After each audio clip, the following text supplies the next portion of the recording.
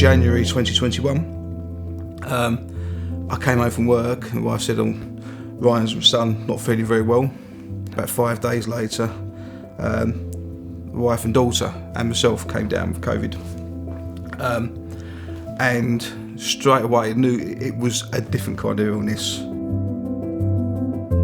I was in a new birth visit where I was seeing a mum with her baby, and she was quite distressed talking about something, and I just couldn't concentrate. I couldn't breathe, I couldn't speak, my voice went. I don't know how I didn't fall to the ground. I just felt as though I've been stripped of all my energy. When I first caught COVID, I didn't know I had it. So I just felt I was a bit tired. It was that time of year, a bit seasonal, that kind of stuff. And I thought I got away with it. And Christmas Eve, lots of smell, lots of taste. Then the fatigue probably came in, and then everything else just crashed in. 16 months on, here we are, still am. I was admitted to Palm ward, which was the acute COVID ward.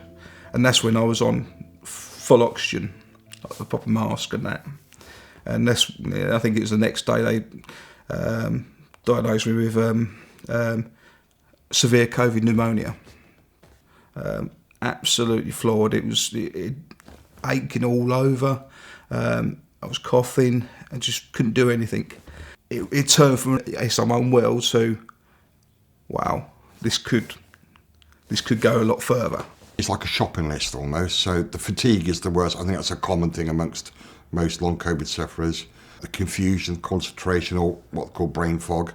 The muscle and joint pain, even now, is still, I take quite a lot of pain relief to overcome it, so I can act kind of normally it's within my limitations of the long COVID anyway. The legs is the worst probably, because one moment it feels like I'm Bambi on ice, and the next minute it's like I'm wading through treacle. If you get a good day, I've been living with pain for X amount of weeks. I'm having a good day, so I'm going to make the most of today. And then you'll do some activity, and a day or so later it'll come and go, I'm going to pay you back for that. Everyone thought I had early onset dementia. Family seriously were questioning that, and I did as well. And it was just trying to find out what was wrong really. And then once I realised what the problem was, I knew that I would need to make some significant life changes to accommodate it, to kind of learn to live with it more. When the vaccines became available to my age group, jumped on it. So I had the first, I had the second, and then in December I had the booster. Christmas came, and the week before Christmas we all came down with COVID again. I was worried when we first tested positive. I thought, well, how fast is it going to go? But then a few days in, it was like a bad head cold. It was nowhere near. I know what it's like to have COVID without the vaccine, and I've now had it with the vaccine, and I'd wholeheartedly say get the vaccine. You can choose not to take it, but then wife, 3 kids, grandchildren, do we want to take that risk of not taking the vaccine, and if I get reinfected or it gets worse? It's like most things, until you experience something yourself or suffer with something, you're not going to be as vigilant, if you like, are you?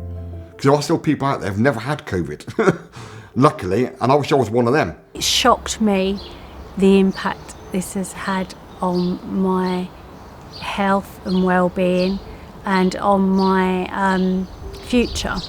And unless you talk to somebody who's experiencing it or is living with it, I don't think you really fully understand how big the impact is. Take 24 hours in my persona through my eyes and see what it's like to be able to do things one day and then a week later you can't do those things. COVID hasn't gone away and won't go away.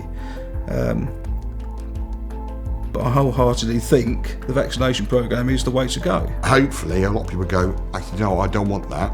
After hearing what Steve said about what he's been through and other people have said, I don't want to experience that, so I'll go for my vaccine. I know that the people that had the vaccine that got COVID, I don't know one person that has suffered like me. So that's kind of where I'm coming from. But I do believe that people should be able to make an informed choice, which is why I wanted to be part of this, because I think this helps hopefully people to have some of that information. Long COVID is real and it is a risk, and particularly I think there's a lot of evidence that it's a risk if you haven't had any vaccinations.